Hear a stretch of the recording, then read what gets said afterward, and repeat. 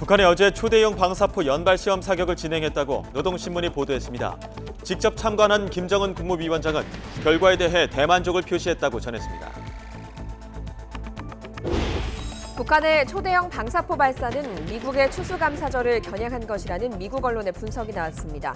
트럼프 미국 대통령에게 보내는 압박용 메시지로 해석했습니다.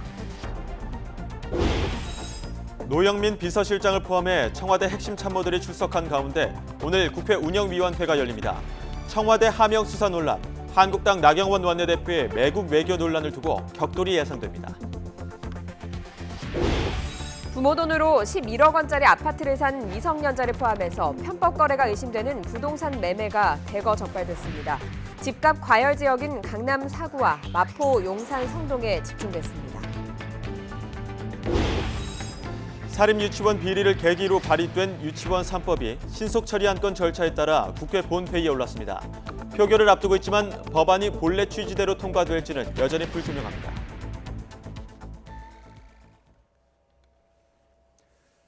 더불어민주당과 정부 청와대가 조금 전부터 국회에서 회의를 열고 지소미아 조건부 종료 연기 결정 이후 일본 수출 규제에 대한 대응책을 논의하고 있습니다. 강경화 외교부 장관이 조금 전 모두 발언을 했습니다. 직접 들어보겠습니다. 네, 존경하는 정세균 위원장님과 조정식 정책위원 의장님, 최재성 위원장님, 윤관석 부의장님, 양형자 의원님, 그리고 오늘 회의를 이렇게 개최해 주신 데 대해서 감사 말씀드립니다. 일본 수출 규제의 조속한 철회를 위해서 당정청이 인식과 전략을 공유하고 역량을 집중할 때인 만큼 오늘 이 자리는 매우 시의적절하다고 생각됩니다. 작년 강제징용 대법원 판결 이후 악화되어 오던 한일 관계는 최근 국무총리의 방일과 정상간 환담 이후 비로소 국면 전환의 가능성이 조금씩 보이기 시작하는 듯합니다. 그러나 수출 규제 조치, 강제징용 대법원 판결 등 주요 현안을 둘러싼 양국 간 견해차가 작지 않은 만큼 넘어야 할 산은 아직도 높아 보입니다. 이런 어려운 국면을 슬기롭게 극복하기 위해서 여기 함께 하신 여러분, 또 국민 여러분의 목소리를 경청코자 합니다. 오늘 들려주시는 고견을 새겨듣고 향후 정책 추진에 참고하여 적용해 나가겠습니다. 앞으로도 수출 규제 철회를 위한 정부, 국회 간 소통과 협력의 강화를 위해 노력을 기울이겠습니다. 감사합니다. 지소미아 조건부 종료 연기 합의 이후 첫 당정청 협의에서 강경화 장관의 모두 발언이었습니다. 네, 계속 논의가 진행되는 만큼 이후 내용이 정리가 되는 대로 다시 전해드리도록 하겠습니다. 다음 소식 이어서 전해드리도록 하겠습니다. 북한 매체는 오늘 아침 보도를 통해 어제 북한이 진행한 발사체 발사가 초대형 방사포 시험 사격이었다고 밝혔습니다. 초대형 발사포 시험 발사만 올해 4번째입니다. 북한 매체는 김정은 위원장이 참관했고 크게 만족했다고 보도했습니다. 취재기자 연결해서 알아봅니다. 차유정 기자. 차유정입니다. 네, 북한이 어제 쏜 발사체가 초대형 발사포라고 밝혔다고요. 네, 그렇습니다. 북한 노동신문은 어제 초대형 방사포 연발 시험 사격을 진행했다고 보도했습니다. 신문은 이번 시험에서 연발 사격을 통해 무기 체계의 우월성과 믿음성이 보장된다는 걸 확증했다고 밝혔습니다. 그동안 방사포 특징인 연발과 관련해 문제가 있다는 관측이 나왔었는데 이번에는 성공했다고 자평한 겁니다. 이어 이번 시험은 초대형 방사포 전투 적용성을 최종 검토하기 위한 목적으로 진행됐다고 밝혀 실전 배치를 앞두고 진행됐음을 시사했습니다. 신문은 또 김정은 국무위원장이 시험 사격을 참관했고 대만족했다고 전했습니다. 올 들어 북한이 발사체를 쏜 건 13번째로 초대형 방사포 시험 사격은 이번이 4번째입니다. 지난 8월 첫 선을 보인 데 이어 지난 9월에도 시험 사격을 했었습니다. 모두 김 위원장이 참석했는데 김 위원장은 9월 참관 당시엔 연발만 성공하면 될 거라고 말해서 일부 실패한 것 아니냐는 해석을 낳았습니다. 지난달 발사 땐 연발 대신 연쇄 사격이란 표현을 써 기술 향상도 시사했습니다. 그리고 어제 발사에선 연쇄 발사에도 성공했다고 자평한 겁니다. 앞서 합동참모본부는 북한이 어제 함경남도 연포 일대에서 동해상으로 초대형 방사포로 추정되는 단거리 발사체 2발을 쐈다고 발표했습니다. 발사체 고도는 97km, 비행거리는 약 380km로 탐지됐으며 2발은 30여 초 간격으로 발사됐습니다. 지금까지 YTN 차유정입니다. 미국 언론들은 북한이 쏜 발사체와 관련해 미국의 최대 명절인 추수감사절을 겨냥한 압박성 메시지로 분석하고 있습니다. 일방적으로 연말을 시한으로 통보한 북한이 미국 측에 빨리 해답을 내놓으라고 압박하고 있다는 겁니다. 김형근 기자가 보도합니다. 북한이 동해상으로 발사체 2발을 쏜 건 우리 시각으로 어제 오후, 미국 동부 시각으로는 추수감사절 새벽입니다. CNN 방송은 이번 발사는 추수감사절을 겨냥해 이뤄졌고 상징하는 바가 크다고 전했습니다. 북한이 이전에도 미국의 휴일을 겨냥해 미사일을 시험 발사했다는 겁니다. 실제 북한은 지난 2017년 미국 독립기념일에 맞춰서 대륙간 탄도미사일을 쏘아 올렸습니다. 그 뒤 핵무력 완성을 선언하고 본격적인 대남 대미 대화에 나섰습니다. 워싱턴 포스트도 북한의 시험 발사는 트럼프 대통령에게 보내는 추수감사절 메시지라고 해석했습니다. 로이터 통신은 올해가 2017년 대륙간 탄도 미사일을 시험 발사한 지 2주년이라는 점을 주목했습니다. 무기 개발 성과를 과시하면서 압박하는 뜻이 담겨 있다는 겁니다. AP통신은 관심은 이제 북한이 장거리 미사일과 핵실험을 재개하느냐에 쏠리고 있다고 전했습니다. 미 국무부는 이전 미사일 발사 때와 같은 기조를 유지하고 있습니다. 상황을 주시하고 있으며 동맹국들과 긴밀히 상의하고 있다고만 밝혔습니다. 원론적인 입장으로 대응함으로써 대화의 문은 계속 열어두겠다는 기존 입장을 재확인한 셈입니다. 북한은 연말을 시한으로 제시하며 미국에 대한 압박 수위를 높여가고 있습니다. 북한의 계속된 압박에 미국이 어떤 해법을 내놓을지 주목됩니다. YTN 김영근입니다. 네, 방금 들어온 소식입니다. 지난달 우리 경제의 산업활동 동향을 보여주는 경제 지표들이 방금 전 발표됐습니다. 통계청은 지난달 전 산업 생산과 소매 판매, 설비 투자 등 산업활동 동향 지표가 모두 전월 대비 마이너스를 기록했다고 밝혔습니다. 지난달 전 산업 생산은 서비스업 증가에도 불구하고 광공업 생산이 줄면서 0.4% 감소했고 소비를 나타내는 소매 판매는 의복과 승용차 등의 판매가 감소하면서 0.5%가 줄었습니다. 넉 달 연속 증가세를 보였던 설비 투자는 기계류 투자가 줄어 전월 대비 0.8% 감소하며 5개월 만에 하락세로 돌아섰습니다. 현재 경기 상황을 보여주는 동행지수 순환 변동치는 0.1포인트 하락한 반면 향후 경기를 예측하는 지표인 선행지수 순환 변동치는 0.2포인트 상승했습니다. 선행 순환 변동치는 2개월 연속 상승한 것으로 지난 2017년 4월부터 3개월 연속 상승한 이후 2개월 연속 오름세를 보인 건 이번이 처음입니다. 왕이 중국 국무위원 겸 외교부장이 4년여 만에 한국을 방문합니다. 외교부는 왕 국무위원이 다음 달 4일부터 1박 2일 동안 방한해 강경화 외교부 장관과 회담하고 한중 관계와 한반도 정세, 지역 문제 등에 대해 의견을 교환할 예정이라고 밝혔습니다. 두 사람은 또 다음 달 하순에 한중일 정상회담을 계기로 문재인 대통령과 시진핑 중국 국가주석 사이의 정상회담과 내년 시 주석의 방한 가능성 등을 논의할 것으로 보입니다. 왕 국무위원은 방문 둘째 날 문재인 대통령 예방도 계획하고 있는 것으로 알려졌습니다. 청와대 핵심 참모들이 총출동한 가운데 오늘 국회 운영위원회가 열립니다. 안건은 예산안 심의지만 야당은 청와대의 하명 수사 논란을, 여당은 한국당 나경원 원내대표의 매국 외교 논란을 부각시키면서 맞붙을 것으로 보입니다. 김도원 기자입니다. 노영민 비서실장을 비롯한 청와대의 이른바 3실장과 수석들이 4주 만에 국회에 출석합니다. 안건은 내년도 청와대 예산안 심사지만 초점은 다른 데에 맞춰질 전망입니다. 격돌 예상 포인트는 3가지입니다. 먼저 노영민 비서실장을 상대로는 청와대 민정수석실에 김기현 전 울산시장 하명 수사 의혹에 대한 야당의 공세가 집중될 것으로 보입니다.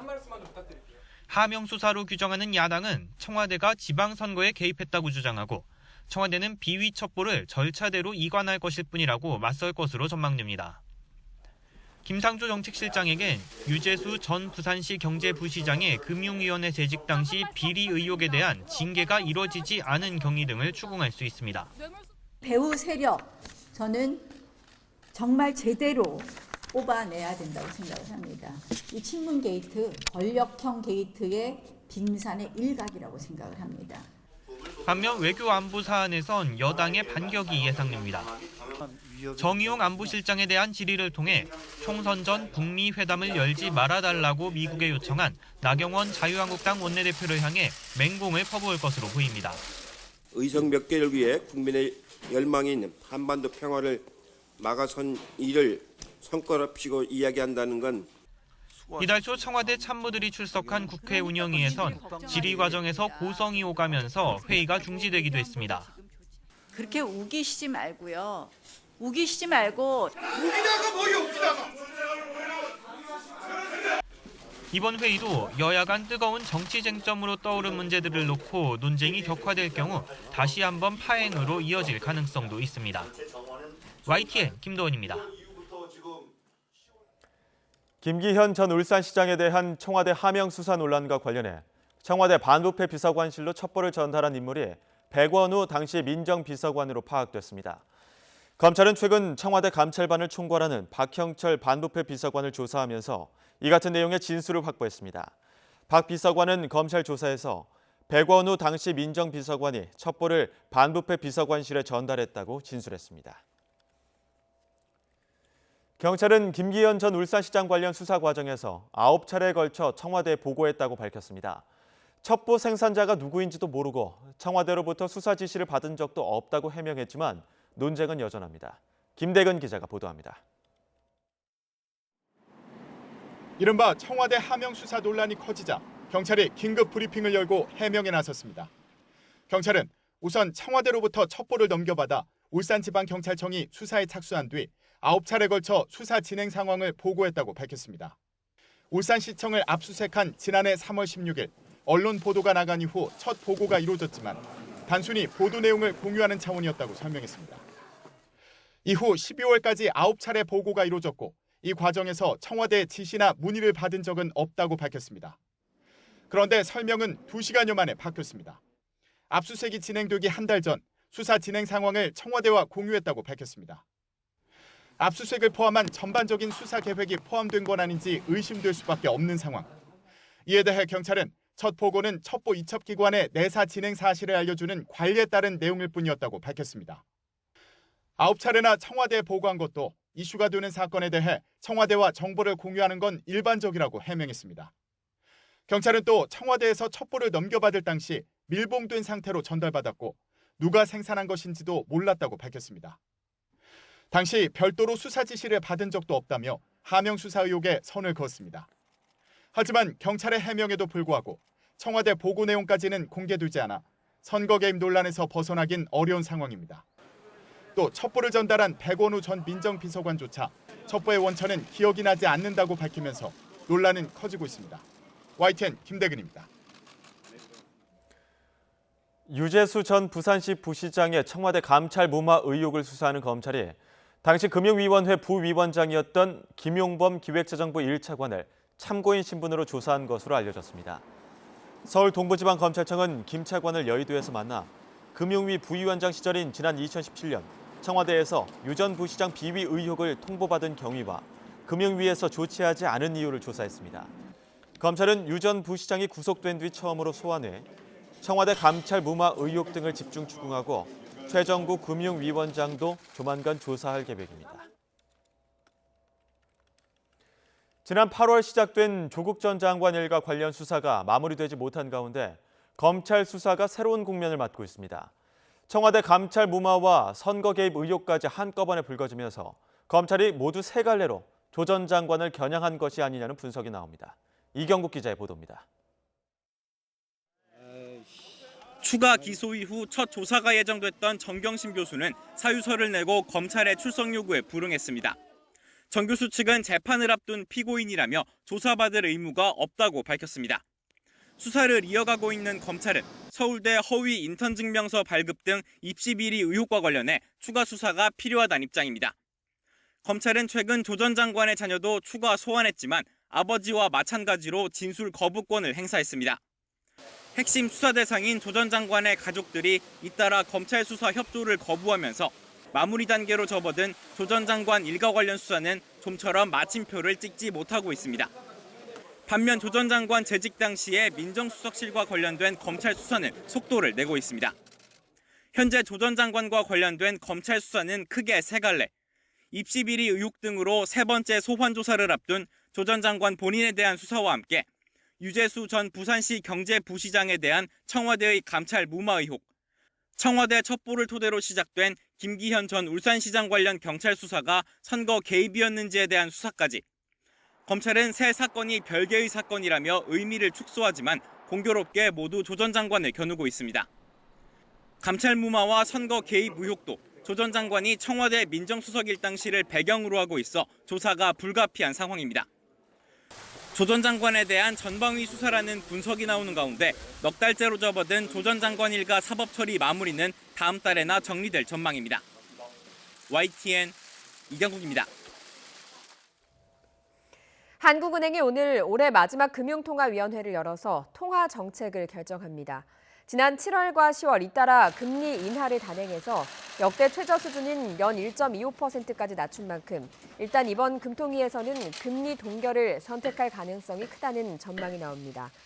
같은 날 발표하는 경제 전망에서는 올해와 내년 성장률을 상당폭 낮출 것으로 보입니다. 한국은행은 지난 7월 경제 전망에서 올해와 내년 성장률 전망치를 각각 2.2%, 2.5%로 제시했습니다. 서울 집값 오름세가 이어지자 수상한 부동산 거래를 잡겠다며 정부가 합동 점검을 진행하고 있습니다. 지난 8월에서 9월 사이 서울 아파트 거래 가운데 500여 건이 편법 증여 등의 탈세 의심 사례로 확인됐습니다. 주로 강남 3구와 마용성, 즉 마포, 용산, 성동구에 집중됐습니다. 백종규 기자가 취재했습니다. 지난달 11일 시작된 정부의 부동산 합동 점검. 공인중개사들은 약속이나 한 듯 잠적한 상태로 영업해왔습니다. 문을 연 곳은 합동 점검반의 표적이 됐습니다.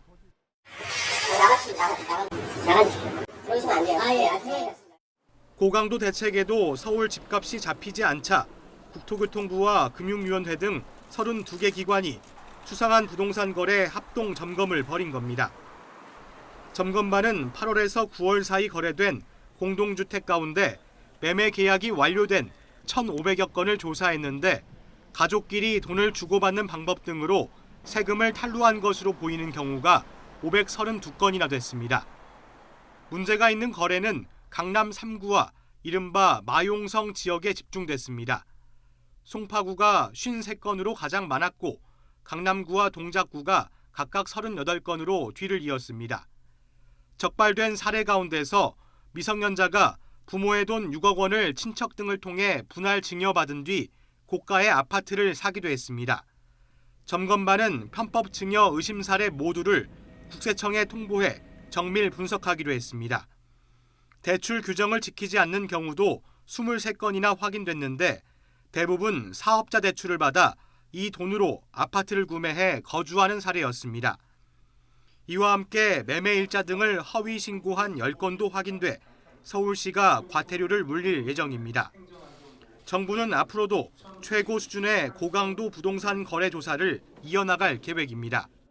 내년 2월부터는 국토부 중심의 실거래 상설 조사팀을 구성하여 전국의 실거래 신고를 면밀히 모니터링하고 이상 거래가 확인되는 경우 즉시 조사에 착수하도록 하겠습니다. 합동 점검반은 아직 확인하지 못한 8월에서 9월 사이 거래와 함께 지난달 아파트 거래도 확인해 내년 초 2차 조사 결과를 발표할 방침입니다. YTN 백종규입니다. 전체 사업비만 7조 원이 들어가는 최대 규모 재개발 사업이죠. 서울 용산의 한남 3지구 재개발 시공사 선정 과정에서 정부가 건설사에 과열된 수주전이 불법이라고 철퇴를 내린 가운데 사업 표류에 대한 우려가 커지고 있습니다. 일단 건설사가 제시한 제안 내용 가운데 정부가 지적한 불법 사항을 제외하고 수정안을 토대로 시공사 선정 등 절차에 들어갈 것으로 전망됩니다. 김현우 기자입니다. 서울 용산구 한남 3구역 재개발조합의 정기 총회가 열렸습니다. 총회 1시간여 전부터 조합원들의 발길이 이어집니다. 정부가 시공사 선정 과정에서 불거진 과열 수주전이 위법하다고 보고 수사를 의뢰하자 10여 년을 기다려온 조합원들 사이에서는 재개발이 표류할 수도 있다는 우려가 커지고 있습니다. 입찰에 참여한 GS와 현대, 대림건설은 조합 사업비 무이자 지원과 확정 분양가 등 파격적인 조건을 내걸고 혈투에 가까운 수주전을 벌였습니다. 정부는 이들 건설사가 내세운 조건은 조합원에게 금전적 이익을 주는 것으로 판단했습니다. 위법이라는 겁니다. 총회에 참석한 일부 조합원들은 집행부가 미리 대처하지 못해 사업이 늦어지게 생겼다고 비판하기도 했습니다. 이게 사실 너무 사업장을 우습게 보는 거죠. 이게 지금 너무 전국에 많은 분들이 집중을 하고 있기 때문에 이렇게 숨겨놓고 자기들 마음대로 국토부 서울시의 총대에 돌리면서 이렇게 하면 안 되는 거예요. 앞으로 조합 대의원 대회와 이사회, 총회 등의 절차가 남았지만 대체적인 의견은 정부가 지적한 위법 사항을 제외하고 기존 건설 3사의 수정 제안서를 다시 받아 사업을 추진하는 것입니다. 하지만 서울시는 조합이 결정할 문제라면서도 재입찰이 바람직하다는 입장을 보여 조합과의 마찰이 불가피할 전망입니다.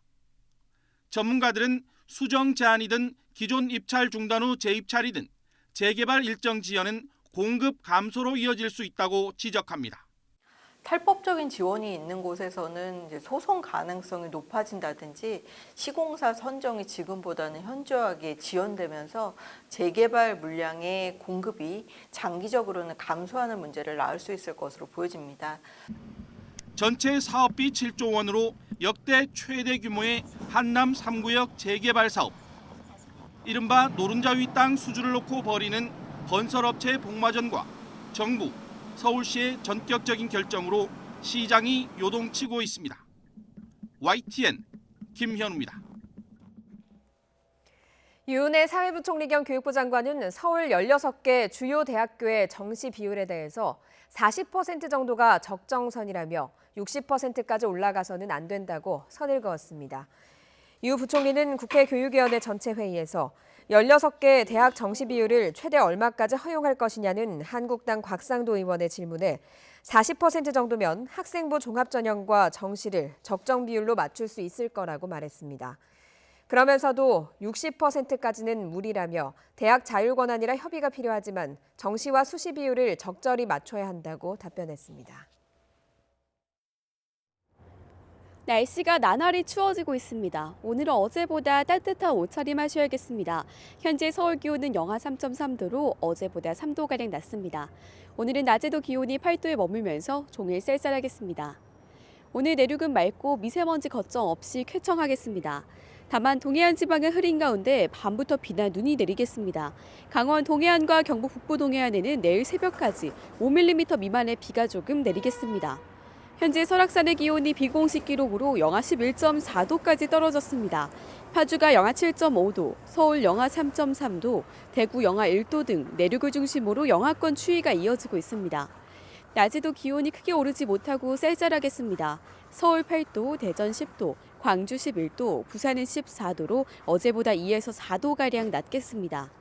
주말인 내일 아침도 서울 기온이 0도로 제법 춥겠습니다. 오후부터는 하늘이 차차 흐려지겠고요. 일요일에는 오전에 서쪽 지방을 시작으로 전국에 비가 내리겠습니다. 오늘 아침 남부 내륙을 중심으로 안개가 짙게 끼어 있습니다. 가시거리가 200m 이하로 좁혀져 있으니까요. 출근길 안전운전하시기 바랍니다. 지금까지 상암동 야외 스튜디오에서 YTN 권혜인입니다.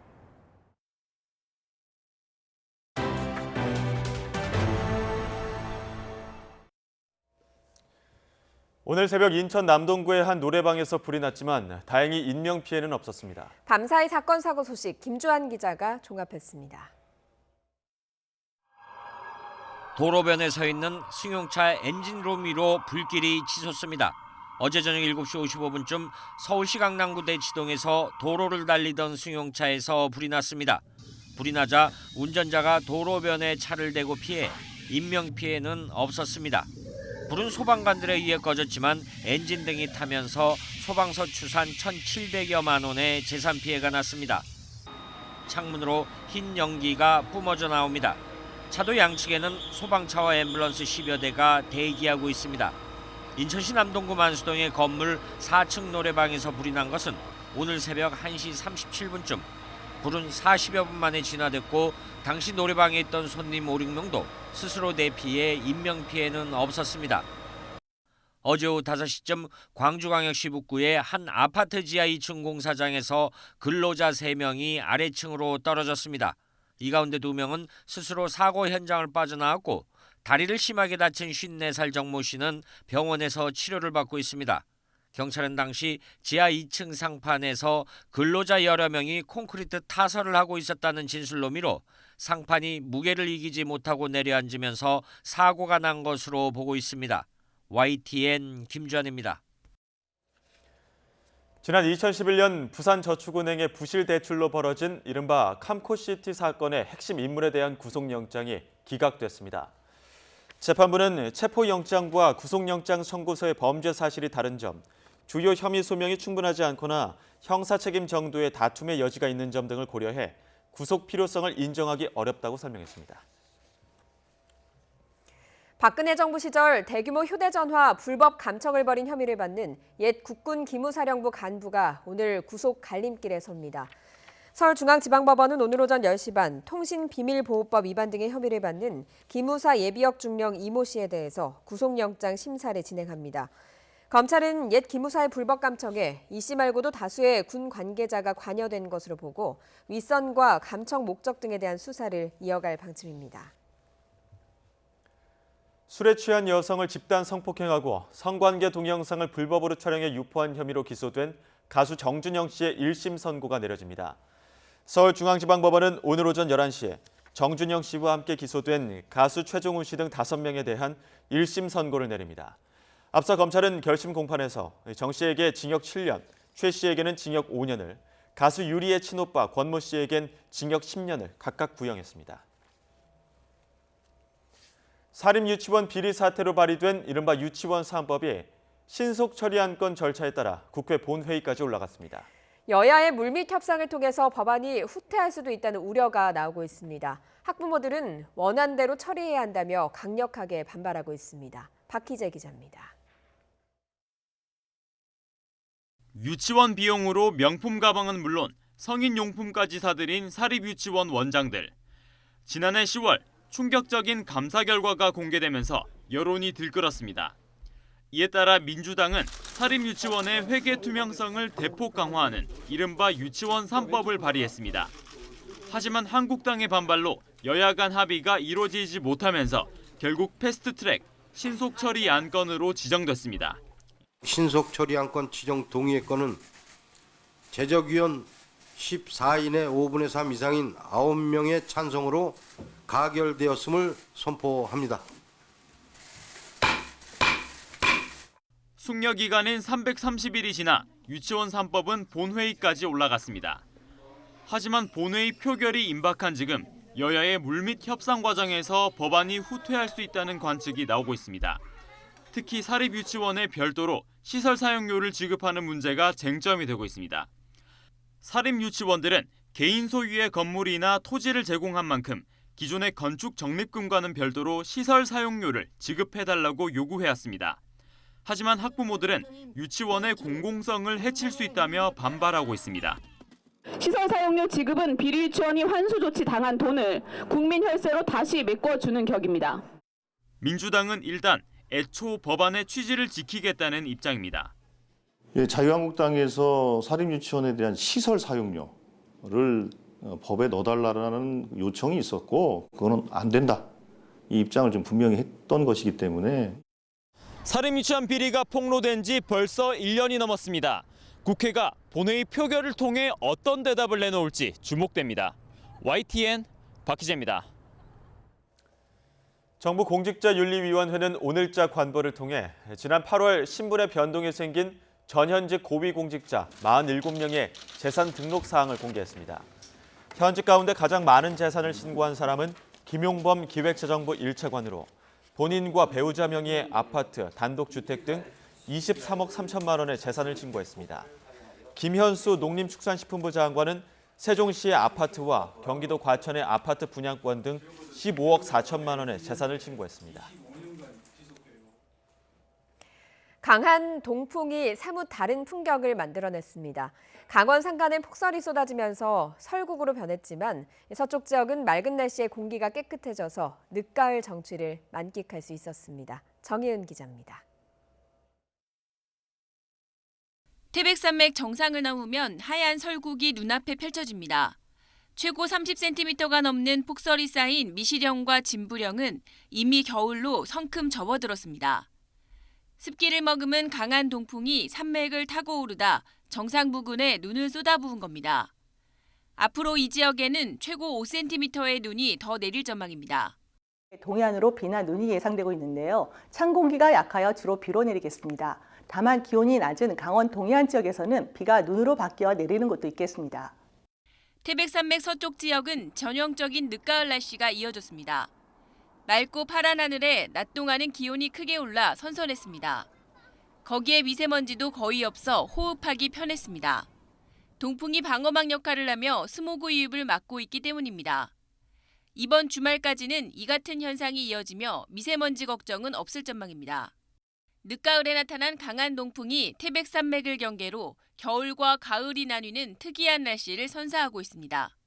YTN 정혜윤입니다.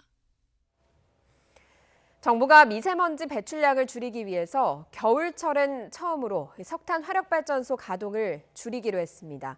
미세먼지 피해가 큰 서해안 지역을 중심으로 최대 15기의 가동을 멈출 계획입니다. 이지은 기자의 보도입니다. 겨울철에는 전력 수요가 많아 발전량이 늘어나고 동시에 미세먼지 농도도 높아집니다. 그러자 정부가 이번에는 석탄 화력발전소 가동을 줄이는 고강도 대책을 펴기로 했습니다. 봄에 일부 노후 발전소를 멈춘 적은 있지만 난방으로 전력 수요가 높은 겨울철에 가동을 중단하는 건 처음입니다. 이에 따라 다음 달부터 내년 2월까지 석 달 동안 석탄 발전기 8기에서 최대 15기의 가동이 중단됩니다. 발전공기업이 운영하는 전국 석탄 발전기 58기 가운데 4분의 1가량이 멈추는 셈입니다. 가동 중단 조치는 서해안 일대의 미세먼지가 심각한 점을 고려해 태안과 당진 등 충청권 발전소 중심으로 진행됩니다. 몇 기의 가동이 중단될지는 전력 수요에 따라 매주 달라질 전망입니다. 추위로 전력 피크가 예상되는 1월 넷째 주에는 가장 적은 8기의 가동이 중단되고 기온이 점차 높아지는 2월 넷째 주에는 최대 15기까지 가동이 멈추게 됩니다. 정상적으로 운영되는 나머지 석탄 발전기 발전량도 석 달 동안 80%로 제한됩니다. 정부는 이번 대책으로 지난 겨울 석탄 화력발전소에서 배출한 미세먼지의 44%에 달하는 2,300톤을 줄일 수 있을 것으로 내다보고 있습니다. 앞으로도 올겨울과 마찬가지로 미세먼지가 증가하는 계절에는 안정적 전력 수급을 전제로 최대한 석탄 감축을 추진할 계획입니다. 또 올겨울 전력 공급 능력이 역대 최대 규모인 1억 385만 킬로와트로 예상되고 예비력도 1,000만 킬로와트 이상으로 전망된다면서 석탄 발전기 가동을 줄여도 전력 수급에 차질이 없을 것이라고 밝혔습니다. YTN 이진입니다. 맛도 좋고 품질도 좋지만 가격 경쟁에서 수입 밀에 밀리고 있는 우리 밀. 우리 밀을 지키기 위한 노력이 이어지고 있습니다. 갖가지 가공품이 나오고 있는 가운데 밀산업 육성법도 내년부터 시행됩니다. 김범한 기자가 보도합니다. 얼마 전에 뿌린 밀밭에 벌써 싹이 파릇하게 났습니다. 땅을 노리지 않기 위해 벼를 베고 곧바로 밀 농사에 들어간 농민의 자부심은 대단합니다. 우리나라처럼 영양분이 좋고 몸에 좋다는 것은 우리가 직접 농사 지면서 먹어보니까 알고 자식, 손지들을 위해서 내가 우리 밀을 짓고 보람 있게 농사를 짓고 있습니다. 하지만 문제는 수입 밀보다 많게는 배 이상 비싼 가격. 이런 어려움을 덜고 판로를 열기 위해 갖가지 가공품이 나오고 있습니다. 과자와 국수, 수제비, 장류, 피자에 이어 자장면도 나왔습니다. 짜장면을 먹어봤지만은 이렇게까지 맛있는지를 몰랐는데 우리 밀로 만든 짜장면이 쫄깃쫄깃하고 굉장히 맛있네요. 농촌진흥청이 개발한 흑밀쌀과 찰밀쌀도 새롭게 선보였습니다. 밀 주산지에서는 풍년을 기원하는 한마당 잔치도 열렸습니다. 집거리 장터 겸 조합원들에게 한마당 잔치를 해줘서 문화행사까지 같이 겸하고 조합원들이 한마음이 되고 또 외부인들이 오셔서 우리 밀을 홍보함으로 인해 가지고 우리 밀이 지금 적체되어 있는 것을 해소할 수 있는 그런 길을 터주고자 오늘 이 행사를 갖게 됐고, 그래서 늦가을에 심어 초여름에 수확하면서 사계절의 맛을 담은 소중한 자원이자 안전한 식품 우리 밀. 내년부터는 밀의 품질 향상과 가격 안정 그리고 공공급식을 확대하기 위한 밀산업육성법도 시행될 예정이어서 밀산업의 활성화가 기대되고 있습니다. YTN 김동환입니다. 일제가 1910년대 가야 고분을 집중적으로 도굴해 싹쓸이하듯 문화재를 털어간 곳, 바로 경남 창녕입니다. 이 창녕에서 도굴을 피한 비화가야 지배층 무덤이 처음으로 발견돼 관심을 모으고 있습니다. 이승은 기자가 보도합니다. 크레인이 봉토를 걷어낸 5세기 비화가야 고분에서 뚜껑돌을 드러냅니다. 마침내 돌을 쌓아 만든 석실이 1500년 만에 모습을 드러냅니다. 석실 안에는 거뭇한 색깔의 가야 토기가 수북하게 쌓여 있습니다. 토기 사이의 삐죽한 철기는 마구 중 발걸이 부분과 살포라는 농기구입니다. 절대 권력을 상징하는 유물입니다. 드러내지 않은 뚜껑돌 아래 빈 공간은 순장 공간입니다. 토기 아래 목관 부분과 순장 공간에 인골이 있는지 여부는 확인되지 않았습니다.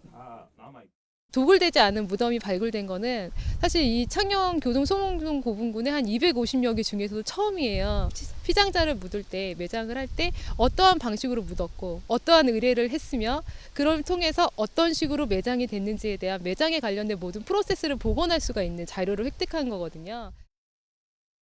가야 지배층 고분을 통틀어서도 온전한 무덤이 발굴된 건 1980년 부산 복천동 고분군에서 4기가 발견된 뒤로 39년 만입니다. 일제가 임나 일본 부설의 증거를 찾기 위해 가야 고분, 특히 창녕 일대 고분을 집중적으로 도굴한 데다 가야 고분은 흙을 쌓아 만들어 도굴이 쉬웠기 때문입니다. 63호분이 도굴되지 않은 것은 바로 위 큰 무덤의 흙이 흘러내렸기 때문으로 보입니다. 비화가야는 이름조차 잘 알려지지 못했지만 삼국유사의 이름이 등장하는 엄연한 고대 국가였습니다. 비화가야는 낙동강을 중심으로 해가지고 내륙적으로 움직이는 그런 교통로상에 있는 가야국의 하나입니다. 그렇기 때문에 주변국과의 관계라든지 교류 이런 문제에 있어가지고 굉장히 활발했던 가야라고 볼 수 있습니다. 이번 발굴을 계기로 신라에 흡수된 비화가야, 나아가 600년에 이르는 가야사 연구가 더욱 활기를 띨 것으로 기대됩니다. YTN 이승리입니다.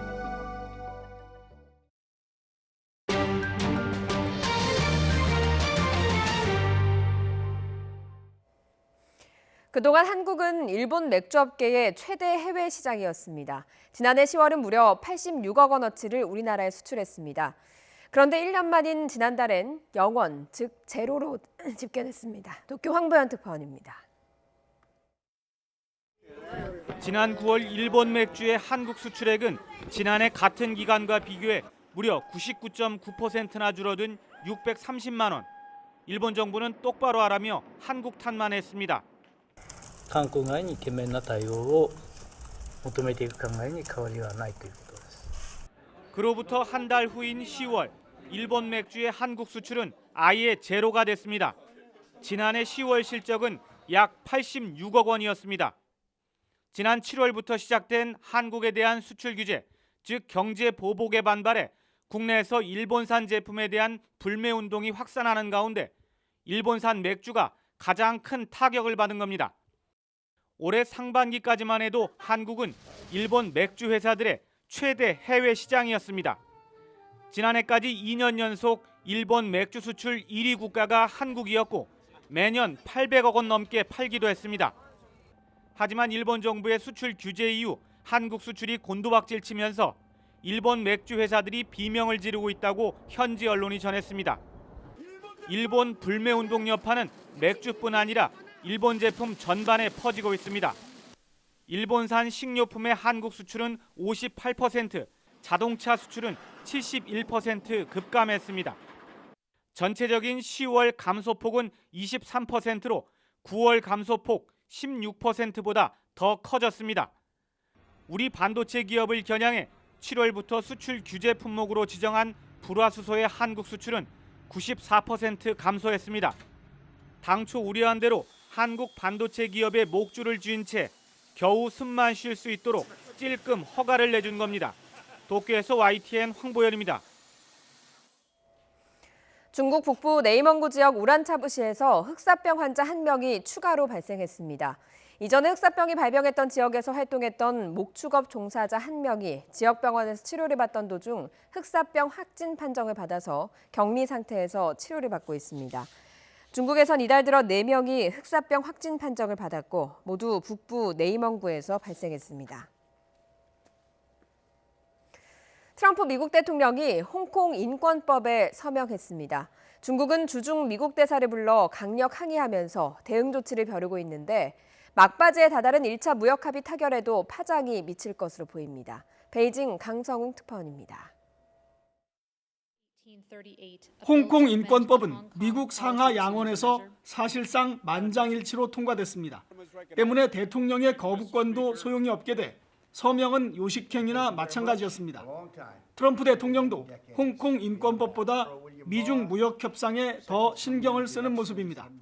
Yes, I do. What's your message to the people who voted for those democracies? Well, we're with them. I have a very good relationship, as you know, with President Xi. We're in the final throes of a very important deal. 홍콩 인권법은 미국이 제재를 통해 중국과 홍콩 정부를 다루는 지렛대 역할을 하게 됩니다. 중국 정부가 홍콩인의 자치를 훼손하면 미국이 홍콩에 대한 우대 조치를 폐지하는 방식입니다.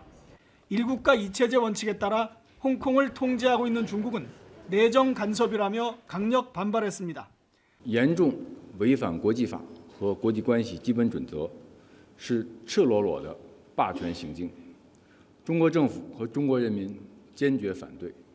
중국 외교부는 테리 브랜스테드 주중 미국 대사를 불러 강력 항의했습니다. 반대로 홍콩의 민주 진영은 환호하는 분위기입니다. 구의원 선거 압승에 이어 민주화를 요구할 기반이 하나 더 생긴 겁니다. That's the remarkable achievement of all the Hong Kongers. With the courage and determination of Hong Kongers to fight for freedom and democracy. 다만 홍콩 인권법 때문에 미중 1단계 무역 합의 타결에는 변수가 생겼습니다. 중국 외교부는 맞대응을 공언하고 있지만 상무부는 무역 협상에 대한 언급을 자제하고 있습니다. 이런 가운데 미국과 중국 모두 협상의 판을 깨기보다는 시기를 늦춰서라도 타협점을 찾기 위해 노력할 것이라는 전망도 나오고 있습니다. 베이징에서 YTN 강성웅입니다. 트럼프 미국 대통령이 현지 시간 28일 아프가니스탄을 방문해서 무장 반군 조직 탈레반과의 평화 협상 재개를 공식화했습니다. 이와 함께 미군 병력을 8,600명 수준으로 감축하겠다는 입장도 재확인했습니다. 합의 직전 무산된 양측 간 평화 협상이 2달여 만에 재개되면서 이후 추이가 주목됩니다.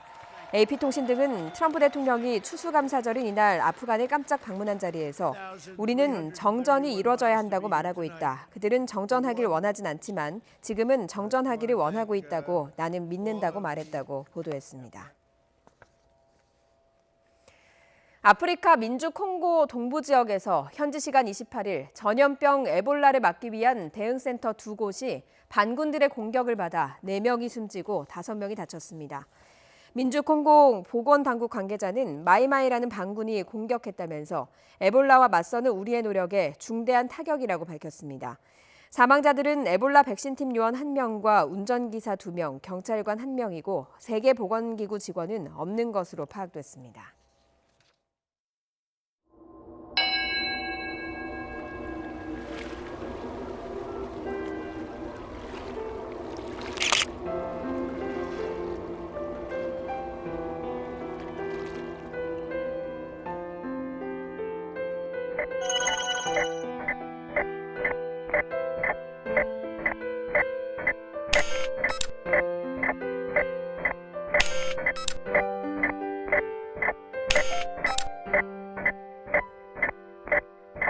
Three, two, one.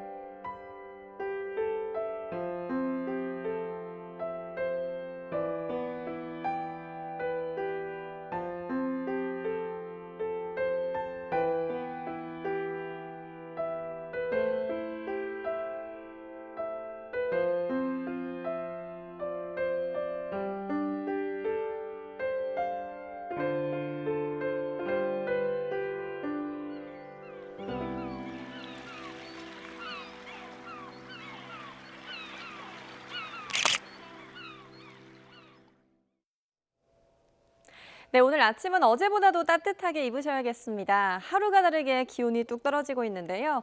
파주의 아침 기온이 영하 7.5도, 서울 영하 3.4도, 제천이 영하 5도로 어제 아침보다 1도에서 6도가량이 낮고요. 찬바람 때문에 체감온도는 2, 3도가량 더 내려가 있습니다.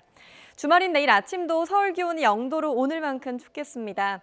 오후부터는 하늘이 차차 흐려지겠고요. 일요일에는 오전에 서쪽 지방을 시작으로 오후면 전국에 비가 오겠습니다. 위성 영상입니다. 전국 하늘 맑은 모습이지만 곳곳에 가시거리가 100m 안팎까지 좁혀져 있을 정도로 안개가 짙게 끼어 있습니다. 오늘 오후부터 하늘의 구름 양만 점차 늘겠고요. 미세먼지 걱정은 없겠습니다. 동해안 지방은 밤부터 5mm 미만의 비가 오겠고 울릉도와 독도에는 5에서 20mm의 비가 내리겠습니다. 현재 기온 살펴보겠습니다. 서울 영하 3.3도, 춘천 영하 0.3도, 대전 영하 1.6도까지 떨어져 있는데요.